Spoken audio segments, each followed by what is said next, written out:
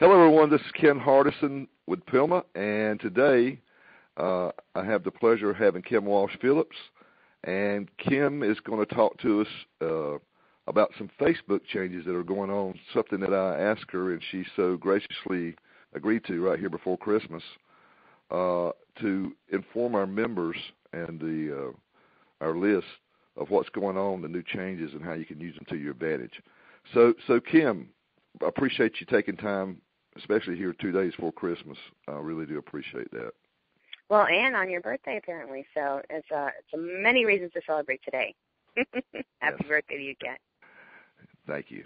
So I saw a story in the Wall Street Journal back at the end of November that said that businesses that post free marketing pitches on Facebook or reuse content from existing ads will suffer a significant decrease in distribution.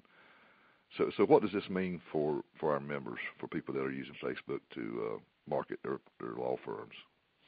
Yeah, sure. So the Big Blue, as you refer to them, they had threatened for a while, and there was lots of speculation that eventually this platform will become completely pay-to-play. It's not there quite yet, but this is a big step towards that direction. So this kicks off in about a week on January 1st. Their new rules take place that they will not share your content that has a promotional component. So if you're talking about sending people to a landing page that has an opt-in, or you want to talk about, them contacting you in case of an accident, or anything that's going to be promotional in some shape or form, you cannot run organically and have them show it to anybody. So that means you can't just put it up on your page and expect anything's going to happen to it. Now, what that means is you have to have paid posts, but you still should be posting daily on your page. Now, why should you do that? Because if somebody clicks on one of your ads, if they go to your landing page, you want them to see really good content. Okay, so I want you to think about your Facebook page not as a distribution method, but as a static location, kind of like your website, right? Traffic comes into your website, and then they see things when they get to your website. Well, traffic will come into your landing page, which is Facebook, and then people will see things when they get there. I still want you to use your Facebook page as a place to establish yourselves as the authority, the industry leader, and then use your paid post to drive traffic to your opt-in and landing pages and your Facebook page as well. The kind of content that they will share are things that are of value. So let's say you have a blog post that's specifically about 10 things to do if you're in an accident. You can test that, make sure it doesn't seem too promotional. It's not talking about you or the firm. It's talking about the content, value of the end user. You're going to be much more likely that they're going to share that with your fans. Now, we're talking not even sharing it with other people. We're talking about sharing it with your fans. So the reality is, if very few people are going to see it that are already your fans, that's why the number one goal should always be to get the contact information of the people who like your page. That should be the ultimate goal, because you want to have control over that conversation. If Facebook won't show them your post without making you pay, which they won't, you want to be able to communicate that to them on a consistent basis. You need to collect their emails. So running page posts that are promoted with a spend that get people to opt in should be the number one goal of your Facebook marketing. So I guess what this means, content's now more important than ever. I mean, yeah. Definitely. That's all that's going to be shared with your fans for free will be content. So daily post content, and then use your paid posts to drive opt-ins and traffic to your site and other pages. A few other things that they just changed that have been really cool, and I'm sure they're going to monetize them at some point, but Facebook usually does this. They release some features to us for free. They let us taste the candy a little bit, and then they go ahead and sell it. So a release that they just had was that you can now add to your page itself, up on top where it says like, you can also add a call to action. This is brand new. So you can add sign up, download, get more info, watch video. You can add those features, and you do that through the settings page, settings function of your fan page. So that's pretty cool. So new traffic, as they come, you can actually send them with a call to action. And they did that because so many of us use our cover photo as an opt-in opportunity or as a lead magnet. So now they're actually just building it into your page. That was neat.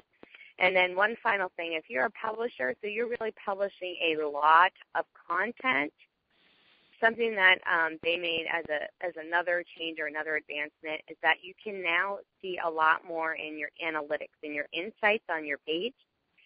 You can now not only see all the traffic that's coming to your Facebook page, but you can analyze where they go after they come to your page.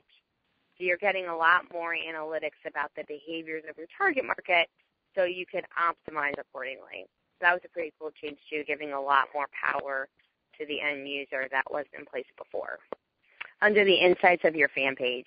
And if you don't have it yet, then you'll be getting it released to you. It's one of those slow-to-release features.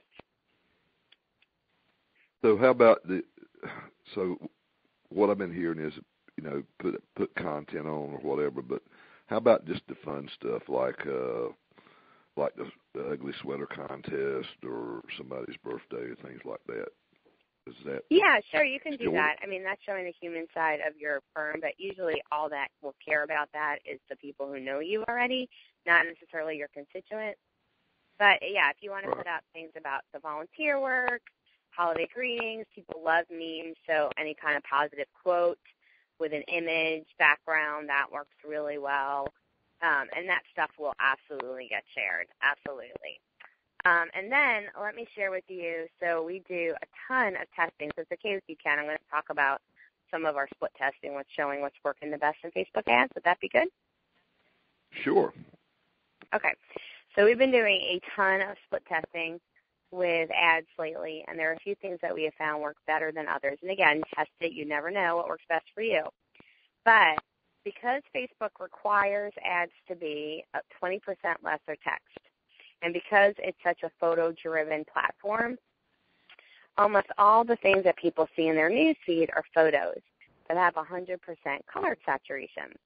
So what we have found to get your ads to stand out, having a lot of white space and something in red is seeming to make a big difference. So red, white, and black, lots of white space, still only having 20% text, but putting a call to action in red, so click here or join us or download or some fact in red, or somebody in a red shirt with a lot of white space. It just consistently is testing better than anything else. And we're running, thousands of dollars a day in ads, and something in red and some white space is definitely performing the best. We've also found that taking a video, using the video ads, is working very well. What Facebook runs it now is if you upload a video to an ad, so it's not sending them someplace else, but they can watch the ad in the news feed. If 1,000 people or more see it within 24 hours, which is not hard because it starts to play right when people see it, so it's not even like they have to press play, then you can retarget all of them. And you have a whole new audience created. Facebook will create a new audience of people for you. And this method has worked really well because what we're finding is micro-commitments, not asking people at hello to go to a landing page, but instead starting to nurture a relationship at hello on Facebook works really well. So you get them to see the video first, then you start giving them content-based messages that they see, and then you ask them for a call to action, whether it's to go to have a sign up for a free consultation or to request a white paper or to attend a seminar. These are steps that work well starting with the video. If you're not using video, I still recommend using the micro-commitment.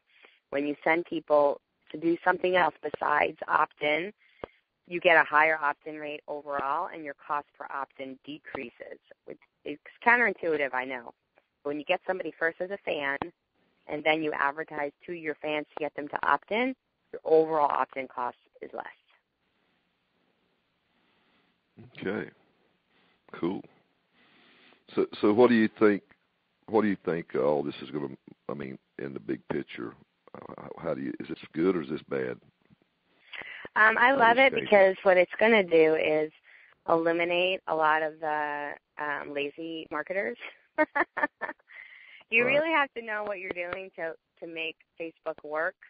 If not, you're going to waste a lot of time and money. And people are getting frustrated. If they don't, it doesn't work and they pull away. But it creates a much less, it's a much less crowded marketplace. Those that are willing to dive in and really take time to use this in the way that Facebook will let you, use the analytics, really target, split test your ads. It's so easy now to beat your competition because none of them are using it. So in 2015, I recommend that people, if they're not taking advantage of this as a lead generation tool, to jump in as quickly as possible. Because your competitors will eventually, but they're just not yet. So there's a huge opportunity to beat them in this game. Okay, cool.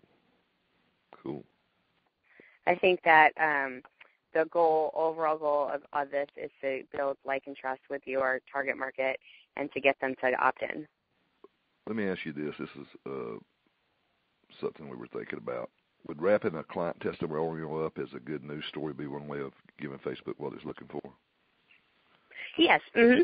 So good news story, a testimonial in a customer Q&A or quote, and especially if you utilize images, that can certainly work in dual purpose because it can get that client to share their story with others. People see there's people like them that use it, and that is content that Facebook will share. Okay. Well, Kim, we thank you for taking time from your busy schedule with all these new changes. I know you've been doing a lot of work, and we look forward to hearing from you in the future and hope you have a productive and sounds like you'll have a very busy 2015. Yeah, it's already pretty booked. Thanks, Ken. Yeah. Thanks, and happy holidays to everyone. You too.